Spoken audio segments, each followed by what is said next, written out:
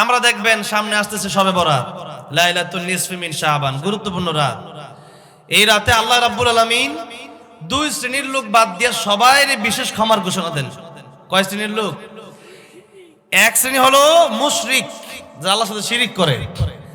আর এক শ্রেণী হলো যারা হিংসুক, আর অন্য মানুষের প্রতি যারা হিংসা লালন করে, যে সে এত বড় হুজুর হয়ে গেল, এত বড় নেতা হয়ে গেল, এত বড় ধনী হয়ে গেল, এত বিশাল কিছু হয়ে গেল। এই যে হিংসা করলেন, তার পাওনা আল্লাহ তার দিয়েছে। হিংসা কারে বলে? যে আল্লাহ তার দিল কেন?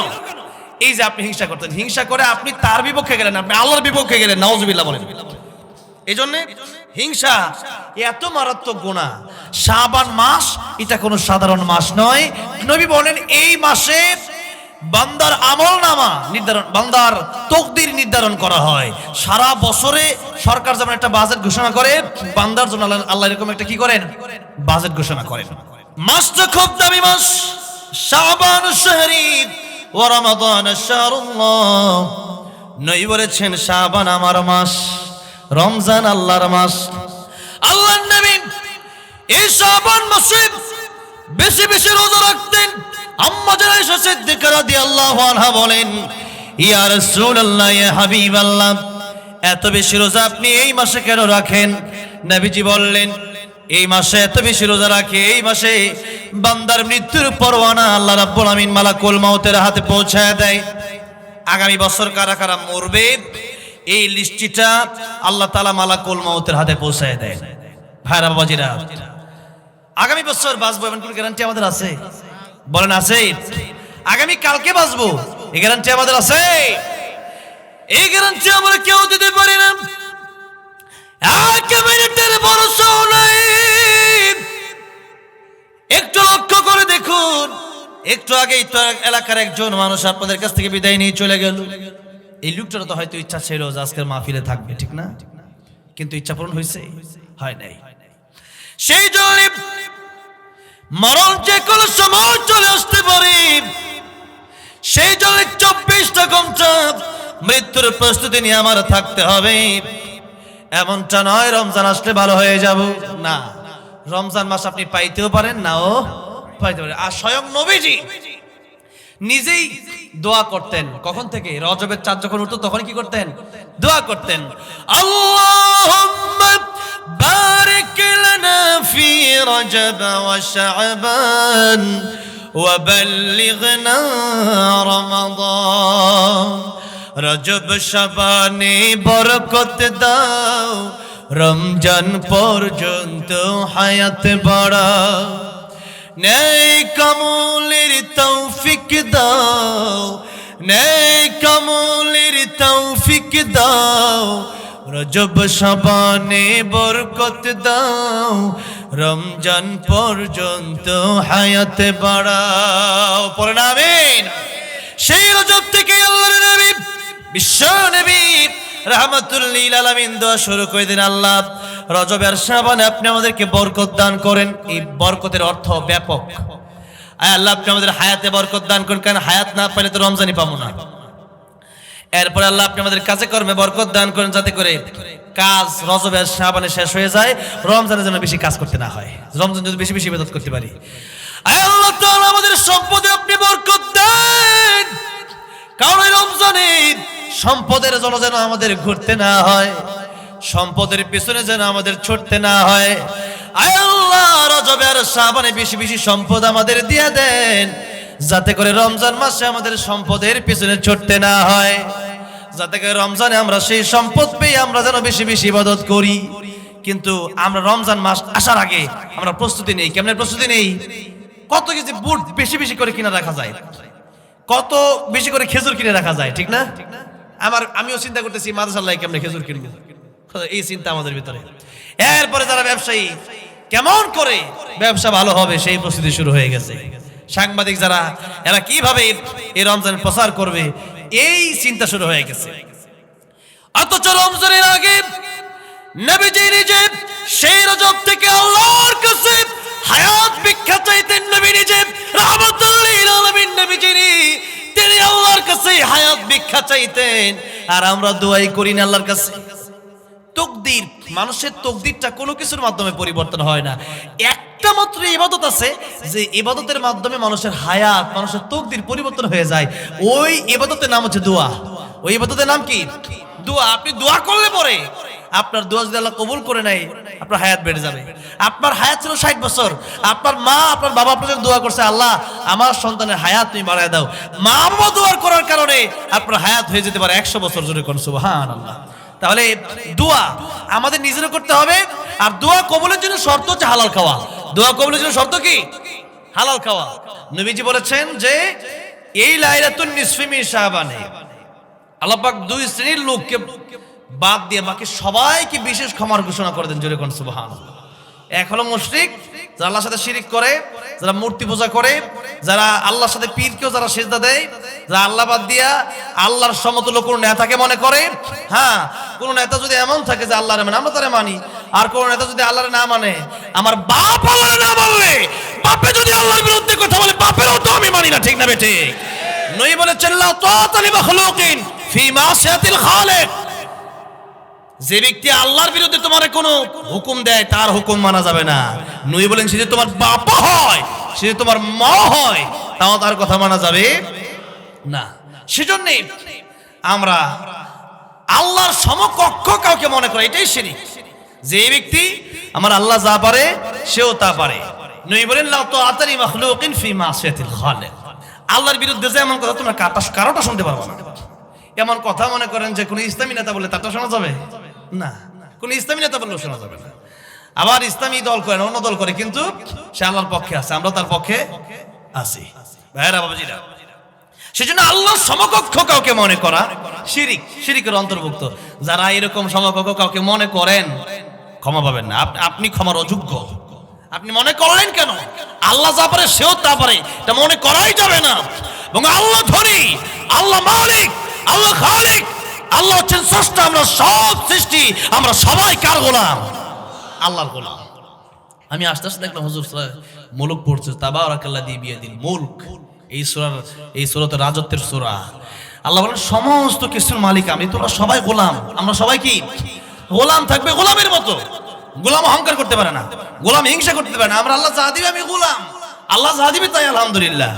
তবে আল্লাহ কোরআন শরীফে বলছে ইন্নামা আল উসরি ইউসরা, কষ্টের সাথে শান্তি আছে। যদি তোমরা কষ্ট করতে পারো, তোমরা কবরে আসতে দেরি হবে, তোমাদের জান্নাত আমি আল্লাহ দিতে দেরি হবে না। জোরে কোন সুবহানাল্লাহ।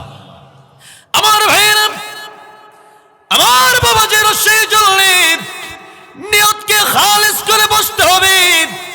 নিয়তে যদি কোনো ভেজাল থাকে, সে নিয়ত, সেই আমল যদি অনেক বড় হয়, সেই আমল দিয়ে জান্নাতে যাওয়া যাবে না। নিয়ত, আর যদি নিয়ত ঠিক থাকে, সে আমলটা ছোট হলেও জান্নাতে যাওয়া যাবে। নবীজি হাদিস শরীফের ভিতরে বলেছেন, কিয়ামতের কঠিন ময়দানে আল্লাহ রাব্বুল আলামিন যখন বিচার শুরু করে দিবেন, আল্লাহ রাব্বুল আলামিন শহীদকে ডেকে বলবেন, শহীদ তুমি আমার দ্বীনের জন্য কি করেছো? শহীদ তখন ডেকে বলবেন, আল্লাহ রাব্বুল আলামিন তোমার দ্বীনের জন্য জীবনটাই বিলায় দিয়েছিলাম। আল্লাহ রাব্বুল আলামিন ডেকে বলবেন, শহীদ তুমি মিথ্যা কথা বলছো। তুমি যদিও শহীদ হয়েছো, তোমার নিয়ত ছিল দুনিয়ার মানুষ তোমারে বাহবা দিবে, দুনিয়ার মানুষ তোমাকে শহীদ বলবে, দুনিয়াতে তোমার সেই সম্মান তুমি পেয়ে গেছো। তুমি চলে আসার পরে দুনিয়ার মানুষ তোমাকে শহীদ বলে বলে চিল্লাইছে। এই কিয়ামতের কঠিন ময়দানে আমি আল্লাহ রাব্বুল আলামিন তোমাদেরকে আজকে কোনো পুরস্কার দেব না। ফেরেশতারা রে তাকে জাহান্নামের দিকে টেনে নিয়ে যাও, তাকে জাহান্নামের দিকে টেনে নিয়ে যাওয়া হবে। অতঃপর আল্লাহ রাব্বুল আলামিন ডেকে বলবেন, ও আলেম, ও শাইখুল হাদিস, ও মুফতি, মুহাদ্দিস, মুফাসসির, সামনে আসো। কি করছিলাম আমার জন্য?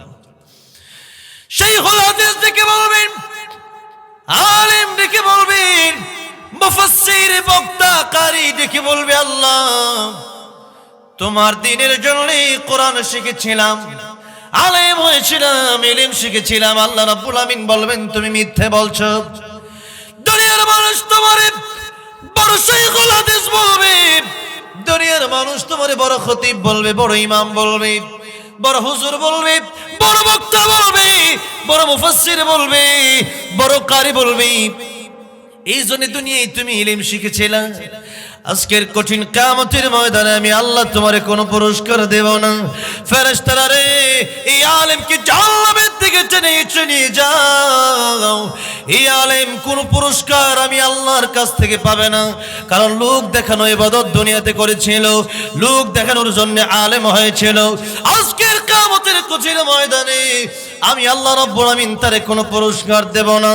অতঃপর আল্লাহ রাব্বুল আলামিন দানবীরকে ডাকবেন, দানবীরকে ডেকে বলবেন, দানবীর তুমি কি করেছিলা?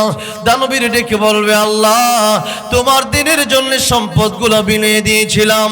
আল্লাহ রাব্বুল আলামিন ডেকে বলবেন, দানবীর তুমি আমার দিনের জন্য দান করো নাই, তুমি দান করেছিলে মানুষ যেন তোমার বিশিষ্ট দানবীর বলে। দুনিয়ার মানুষ তোমাকে বিশিষ্ট দানবীর বলে ফেলেছে। আজকের কিয়ামতের কঠিন ময়দানে তোমাকে আমি আল্লাহর পক্ষ থেকে কোনো পুরস্কার দেওয়া হবে না, কোনো জাযা দেওয়া হবে না, কোনো প্রতিদান দেওয়া হবে না। ফেরেশতারা এই দানবীরকে জাহান্নামের দিকে নিয়ে যাও, কারণ দানবীর আমি আল্লাহর জন্য দান করে নাই। এই হাদিসের মাধ্যমে আপনারা কি বুঝলেন? শহীদ হলেও জান্নাতে যাওয়া যাবে না নিয়তে যদি ভেজাল থাকে, ঠিক না বে ঠিক? আলেম হলেও জান্নাতে যাওয়া যাবে না যদি নিয়তে ভেজাল থাকে। বড় দানবীর হলেও জান্নাতে যাওয়া যাবে না যদি নিয়তে ভেজাল থাকে। এই পৃথিবীতে যত বড় বড় আমল আছে সব আপনি করলেন, কিন্তু নিয়তির মধ্যে ছিল ভেজাল। তাই আল্লাহ নবী বলেছেন, ইন্নামাল আ'মালু বিন্নিয়াত। নিয়ত যদি ভেজাল হয় কিয়ামতের ময়দানে জান্নাত পাওয়া যাবে না, বরং এই লোক দেখানোর কারণে জাহান্নামে যাওয়া লাগবে। আমও গেল, সালাও গেল, কোনোটাই থাকলো না। দুনিয়ায় তো দান করলেন, এটাও বৃথা গেল, আবার জাহান্নামে যাওয়া লাগবে। দুনিয়াতে আলেম হইলেন, আলেম এটা তো আমাদেরকে বলা লাগে। এখন আল্লাহ আমাদেরকে তুমি হেফাজত করো, জোরে কোন আমিন। এরপরে শহীদ, এত বড় মর্যাদা আল্লাহ যাদেরকে দিলেন, আল্লাহ বলছেন, ওয়ালা তাকুলু লিমান ইউকতালু ফি সাবিলিল্লাহি আমওয়াত বাল আহইয়াউ ওয়ালাকিন লা তাশউরুন। শহীদ যারা হয়ে যায় তাদের চেয়ে সহজ আর কেউ জান্নাতে যেতে পারে না। দুনিয়া থেকে বিদায় নিয়ে জান্নাতে যাওয়ার সবচেয়ে সহজ রাস্তা হচ্ছে শহীদ হওয়ার রাস্তা। কোন রাস্তা? শহীদ হয়ে যাওয়া। আল্লাহ বলছেন তারা জীবিত। শহীদ হয়ে যাওয়ার পরে আল্লাহ রাব্বুল আলামিন জান্নাতের ভিতরে সবুজ পাখির বানায়া সেই সবুজ পাখির ভিতরে তার রূহটা ঢুকায় দেয়। অতঃপর আল্লাহ রাব্বুল আলামিন শহীদের সাথে কথা বলতে থাকেন, শহীদ আমি আল্লাহর কাছে তোমার কোনো চাহিদা আছে কি? শহীদ ডেকে বলে, আল্লাহ রাব্বুল আলামিন আমার এরকম কোনো চাহিদা নাই। আল্লাহ জিজ্ঞাসা করেন, শহীদ তোমার কোনো চাহিদা আছে কি? বারবার আল্লাহ জিজ্ঞাসা করলে পরে শহীদ ডেকে বলে, আল্লাহ আমার আর কোনো ইচ্ছা আকাঙ্ক্ষা আশা নাই, কিন্তু আমার বড় আশা, আমার বড় ইচ্ছা হলো দুনিয়াতে আমি আবার যাব, আবার গিয়ে আমি আবার শহীদ হয়ে যাব। তুমি আমার আবার একটা জীবন দান করবা, সেই জীবন আমি আবার তোমার রাস্তায় বিলিয়ে দেব। একটা জীবন তোমার রাস্তায় বিলিয়ে দেব, আমার আশা আকাঙ্ক্ষা মিটে নাই। আল্লাহ রাব্বুল আলামিন শত শত হাজার হাজার জিন্দেগি তুমি যদি আমার দান করো, সেই জিন্দেগিগুলো আমি তোমার রাস্তায় বিলিয়ে দেওয়ার জন্য পাগল পারা হয়ে গেছি। আল্লাহু আকবার। এই শহীদ দুনিয়া থেকে চলে যেতে দেরি হয়, জান্নাতে তার যেতে দেরি হয় না। আর আল্লাহর নবী বলেছেন, দুনিয়ার মানুষের আমার উম্মতেরা শহীদ হওয়ার তামান্না যার ভিতরে না থাকবে, জিহাদের ময়দানে ইসলামের জিহাদ করার মতো তামান্না যার ভিতরে না থাকবে, দিনের জন্য, কোরআন কায়েমের জন্য, ইসলাম কায়েমের জন্য শহীদ হওয়ার মতো মন মানসিকতা যারা না থাকবে, নবীজি বলেছেন সে ব্যক্তি যেন মুনাফিক হয়ে মারা গেল। সে ব্যক্তি কি হয়ে মারা গেল? মুনাফিক হয়ে মারা গেল। আজকে ইসলামের কথা বললে পরে অনেকে সহ্য হয় না, কোরআনের কথা বলে অনেকে সহ্য হয় না। এরপরে সব রস করো, জিহাদ রস করো না। কেন? জিহাদ রস করলে এটা জঙ্গিদের রস। আমি আপনাদেরকে এই ভুলটা ভাঙাই দিয়ে দিতে চাই। জিহাদ কারে বলা হয়? জিহাদ হচ্ছে, আপনি যেমন দেখেন এই আমার দেশ, আমরা বাংলাদেশকে ভালোবাসি কি বাসি না? দেশকে আমরা ভালোবাসি না? দেশকে ভালোবাসাটা ঈমানের দায়িত্ব। নবীজি দেশকে ভালোবাসতেন, এটা সুন্নাত। আমরা দেশকে ভালোবাসি, দেশের কোনো ক্ষতি হলে এটা আমরা বরদাস্ত করতে পারি না। এই দেশ যদি ভারতের আগ্রাসন আমার দেশকে জাপটি মেরে ধরে, তো সেই জন্য কি আমরা কথা বলি না? অবশ্যই আমরা কথা বলি। আমার দেশকে ভালোবাসি, এটা আমার ঈমান।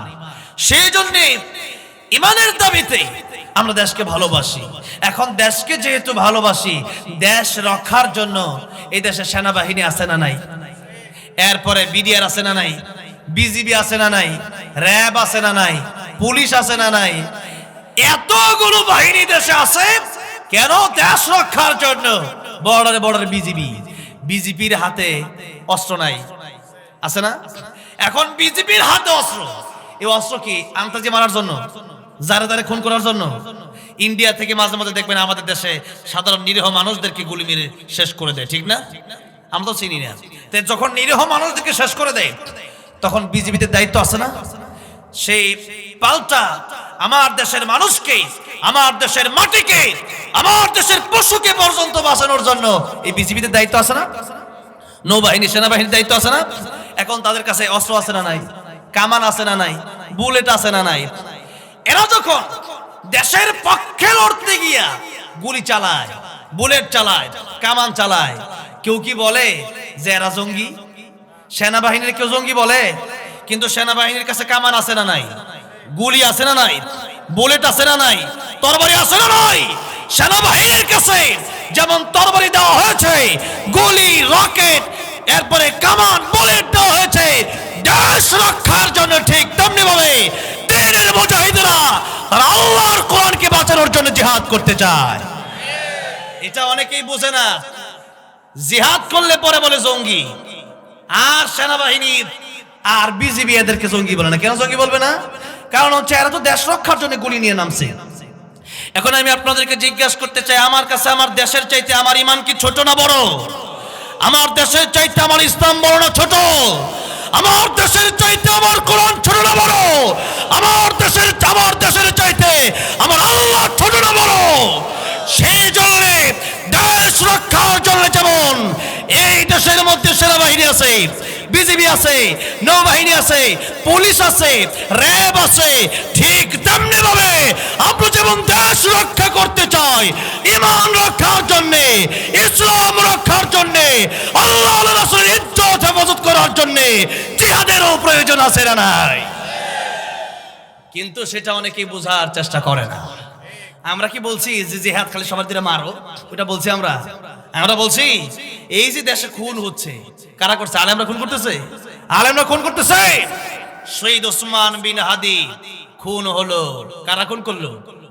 আলেমরা খুন করছে। মাদ্রাসা ছাত্র খুন করছে। এরকম একের পর এক খুন হচ্ছে। কয়েকদিন আগে যশোরে একজন বিএনপি নেতারে মাইরা ফেলাইছে, ঠিক না?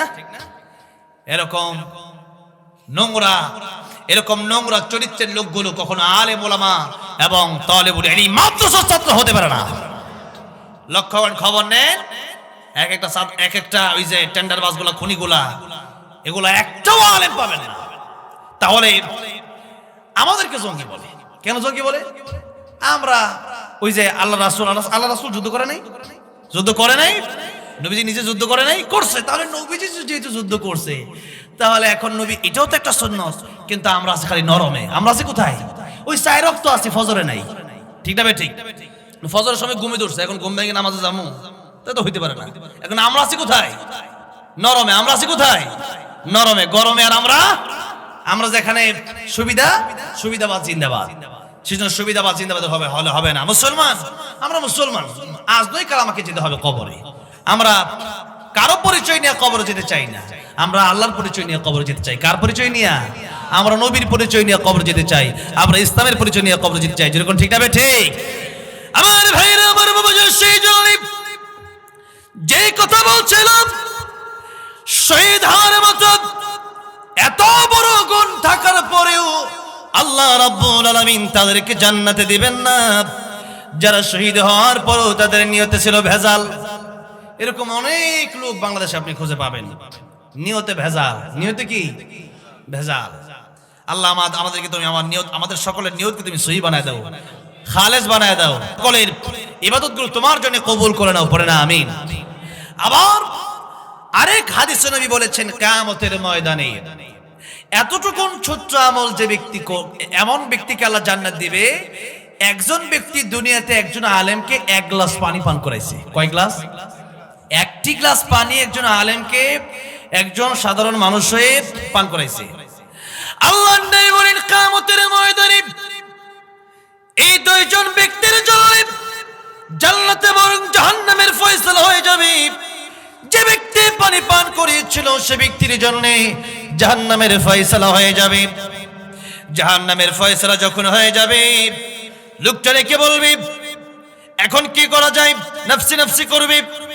আল্লাহ রাব্বুল আলামিন ডেকে বলবেন ফেরেশতারা রে, এই লোকটাকে আমার জান্নাতি বান্দার সামনে নিয়ে যাও, যারে পানি পান করিয়েছিল আমার ওই ওলির সামনে নিয়ে যাও।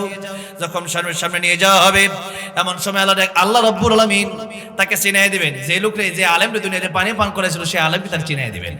এই লোকটা দেখা মাত্র চিনবে যে আমি তার 1 গ্লাস পানি দুনিয়াতে পান করেছি, এতটুকু উপকার তার আমি করছি। আল্লাহর নবী বিশ্বনবী রাহমাতুল লিল আলামিন বলেছেন, সেই ব্যক্তি এই জান্নাতি বান্দাকে যেন দেখে চিনে ফেলবে আর বলবে আজকে তুমি জান্নাতে যাও, আমি জাহান্নামে যাই। দুনিয়াতে তোমার আমি এতটুকু উপকার করেছিলাম, 1 গ্লাস পানি পান করেছিলাম, তুমি কি আজকে আমার জন্য আল্লাহর কাছে একটু বলতে পারো না? লোকটা বলবেন হ্যাঁ। লোকটা ডেকে বলবেন, প্রভু আজকের কিয়ামতের কঠিন ময়দানে আমি দুনিয়াতে বড় বিপদে পড়েছিলাম, সেই বিপদের দিনে এই লোকটা আমার উপকার করেছিল। আজকের কিয়ামতের ময়দানে এই লোকটা বিপদে পড়েছে, আমি কে তাকে, আমি তো তার জন্য কিছুই করতে পারি না, তবে তোমার কাছে আমি তার জন্য একটু দোয়া করতে পারি, আল্লাহ তাকে তুমি মাফ করে দাও। আল্লাহ রাব্বুল আলামিন বলবেন, বান্দারে দুনিয়াতে তোর জন্য যদি এতটুকু দয়া হলো, তোকে পানি পান করালো, আজকের কিয়ামতের কঠিন ময়দানে আমি আল্লাহ রাব্বুল আলামিন তোর জন্য এতটুকু দয়া কেন হবে না? আমি আল্লাহ রহমান রহিম, আমি আল্লাহ গফফার। ও বান্দারে দুনিয়াতে তোর 1 গ্লাস পানি, তোর 1 বোতল পানি, এতটুকু পানি তোর পান করার কারণে আজকের কিয়ামতের কঠিন ময়দানে এই ব্যক্তিকে তোর সাথে আমি আল্লাহ রাব্বুল আমিন জান্নাতের মেহমান বানিয়ে দিলাম। সুবহানাল্লাহ। তাহলে কিয়ামতের ময়দানে 1 গ্লাস পানি যে ব্যক্তি পান করাইলো, সেই ব্যক্তিকে আল্লাহ রাব্বুল আমিন জান্নাতে দিবেন। কেন? তার নিয়তটা ছিল শুদ্ধ, তার নিয়তটা ছিল ইখলাসের সাথে সেই কাজটা করেছে, যে আমি আলেমকে পানি পান করাচ্ছি, আমার এখানে কোনো দুনিয়ার স্বার্থ নাই, দুনিয়ার মানুষ আমার ভালো বলুক আর না বলুক, দুনিয়ার মানুষ দেখুক আর না দেখুক, আমি একজন আলেমকে 1 গ্লাস পানি পান করাইলাম। নবীজি হাদিস শরীফে বলেছেন, কুন আলিমান আও মুতাআল্লিমান আও মুস্তামিআন আও মুহিব্বান। জান্নাতে যাওয়ার রাস্তা 4টা। তোমরা আলেম হও, পারো নাই, আলেমের ছাত্র হও, পারো নাই আলেমদের কথা শোনো, পারো নাই তোমরা আলেমদেরকে মহব্বত করো। লা তাকুন খামিসান ফাতাহলিক, আলেমের শত্রু হইও না, আলেমকে গালি দিও না, আলেমের দুশমন হয়ে যায় না। নবী বলেছেন ধ্বংস হয়ে যাবা। যারাই আলেমের দুশমন হয়েছে তারা ধ্বংস হয়ে গেছে, যারা আলেম দুশমন হয়েছে তারা কি হয়ে গেছে? ধ্বংস হয়ে গেছে। আর আলেমদের দুশমন যারা হবে কিয়ামত পর্যন্ত 2-3 দিনের আরাম পাইতে পারে, কিন্তু একেবারে আখিরি ফলাফল হচ্ছে, শেষ ফলাফল হচ্ছে সে ধ্বংস হয়ে যাবে। সে কি হয়ে যাবে? ধ্বংস হয়ে যাবে। নবী বলেছেন লা তাকুন খামিসান ফাতাহলিক। এইজন্য আলেমের দুশমন হওয়া যাবে, আলেমের দুশমন হওয়া যাবে, আলেমদের দুশমন হবেন না, আলেমদেরকে ভালোবাসবেন। যারা আলেম হয়, ইন্নামা ইয়াখশাল্লাহ মিন ইবাদিল উলামা, আল্লাহকে তারা সবচেয়ে বেশি ভয় করে যারা সত্যিকারের আলেম। আলেম তো আমাদের দেশে কত আলেম আছে যে আলেমরা শিরক বেদাত দিয়া তাদের জীবনটা ভরপুর, কিন্তু নিজেকে আলেম মনে করতেছে, কিন্তু এই আলেম না।